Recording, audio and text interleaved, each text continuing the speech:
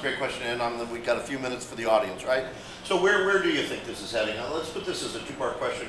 One is just kind of intellectually, what do you think we'll see over the next year or two? And the second part of the question is, give us your boldest, semi-reasonable prediction for this industry.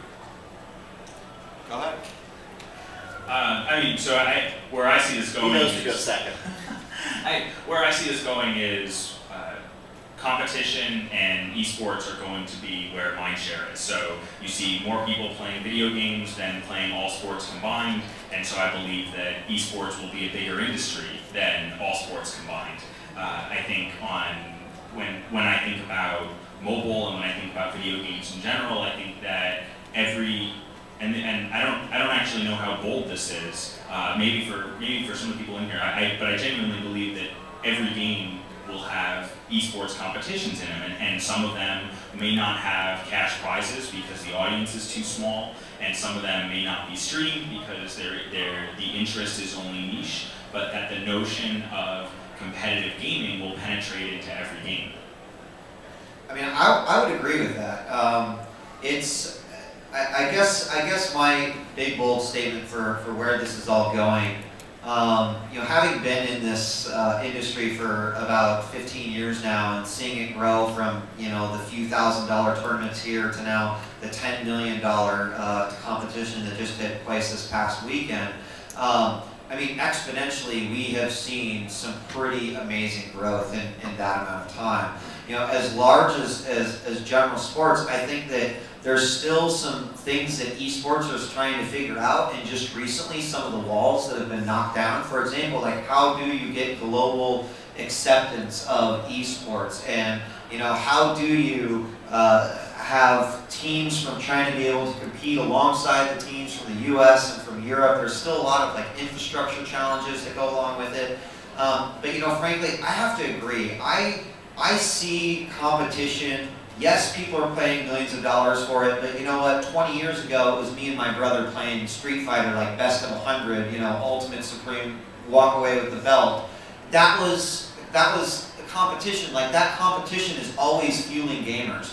To be able to put cash to it, to be able to put pride on it, that my name on that leaderboard, or holding that $1 million check, or winning $500 a month from skills, I feel like this all sort of stands and aligns with one another quite well.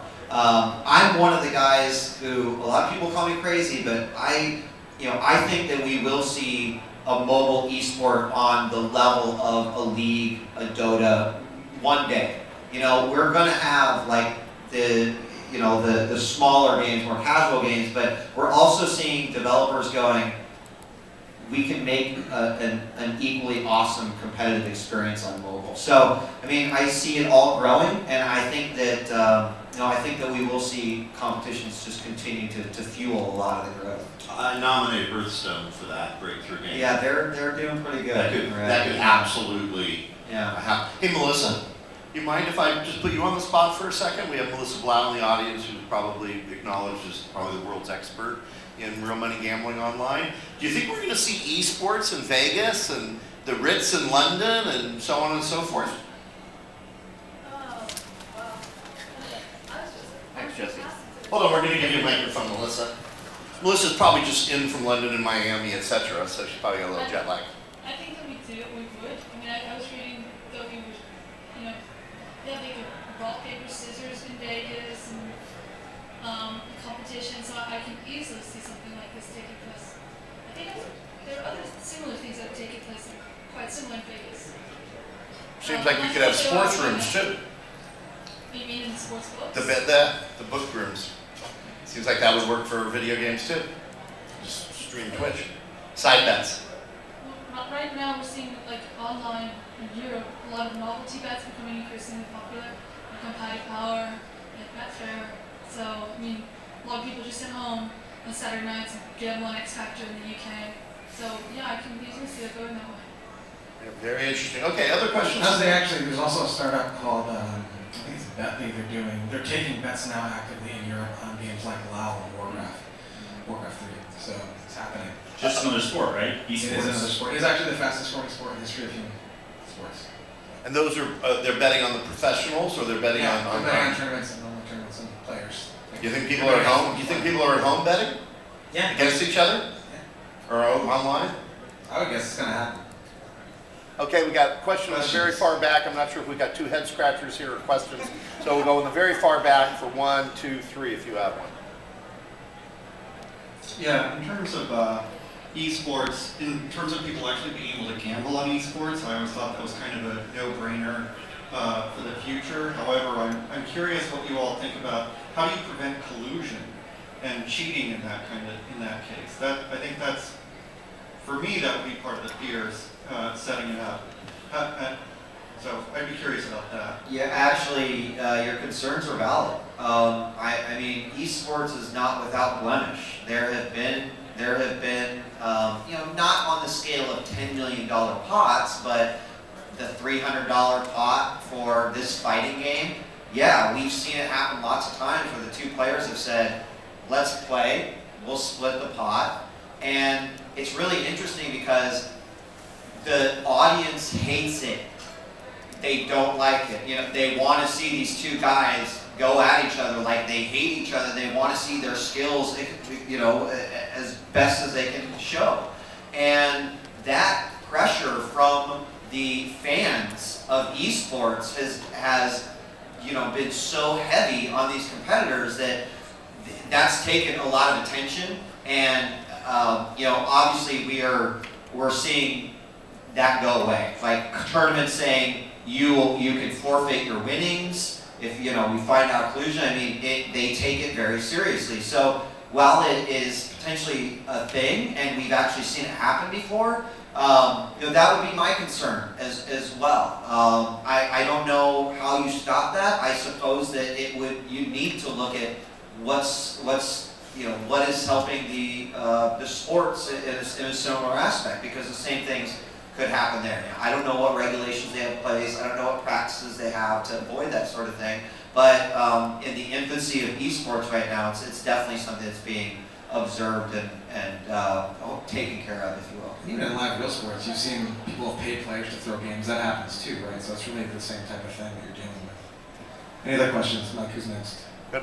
Right here in the striped shirt, or sweater, or whatever the heck it is. You're third. Oh, you came up with a question. You good ahead. Good ahead of here.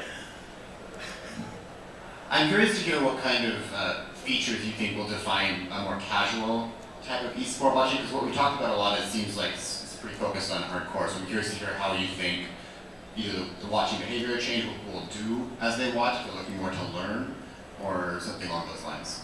I think you see consumers of esports watch for a number of reasons. For, you know, some people watch and consume because they're interested in becoming better.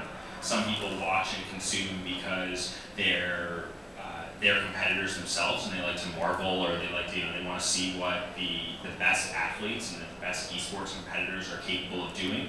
But I don't know that mobile and content that's on mobile, I don't think that the consumer behavior there is very different, because there's still very nuanced strategies that are involved. There's still a lot of thought and a lot of strategy that goes into the games, and particularly as the content on mobile evolves. I'm just not sure that, you know, mobile is a lot of people believe the future of gaming, but it's not radically different in the sense of people are going to watch for different reasons. It's just the next medium for gaming.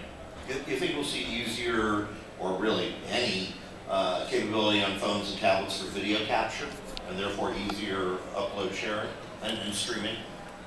I mean, to comment on that, like we already have a mobile SDK that we implement into mobile titles, and the whole concept is the ability to be able to broadcast directly from the app. So that's something that, again, like you can't ignore the mobile space. This is an important area, and so that's just one of the many things that we're doing to try to, you know, to try to make it easier for mobile gamers to share their content, not only with their own communities, but with, you know, hopefully new viewers. And, you know, I wanted to comment a little bit on what you'd asked about the casual side. I think Clash of Clans on Twitch is like an amazing example of, you know, why people would watch. The first time I saw the top Clash of Clans player, this is within the last month, with 9,000, 10,000 people watching, That's kind of mind-blowing to me. But when you think about how many people have actually downloaded Clash of Clans, then suddenly it's like, actually, maybe that number should be a little higher. But when you start diving deeper and go, why are people watching this? It's education, it's personality, it's that they maybe want to live vicariously through this player because they do spend hundreds of dollars on their tribe, whatever, their clan, and then they can't do that. So those 3 reasons are kind of the driving 3 reasons that you see behind fans of those types of those broadcasters. Sure, right here in the front. Time for one more question. Great. Last question there in the front. Thanks. We're developing a MOBA game for mid-core players for Facebook and tablets, and my question is, what are your thoughts about mid-core eSports gaming and competition?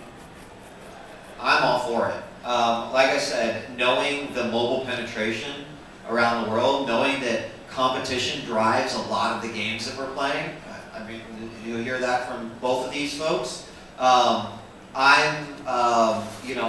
personally feel like there are, I think it's going to happen.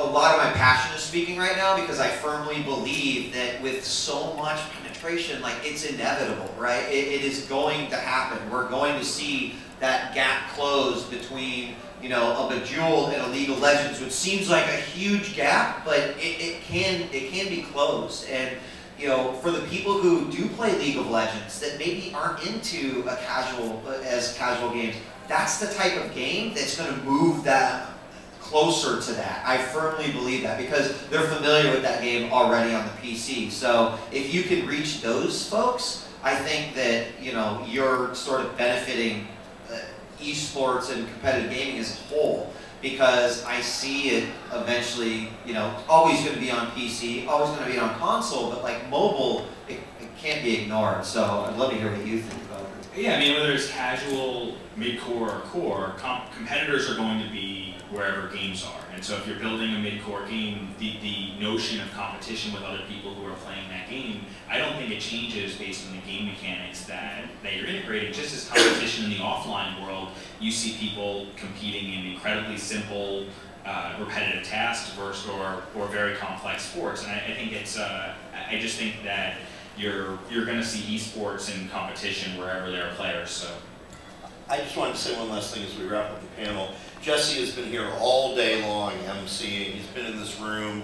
It's a little hot and muggy outside, remarkably enough, in San Francisco. But I do think the room needs to give Jesse a little round of applause. Thanks, man.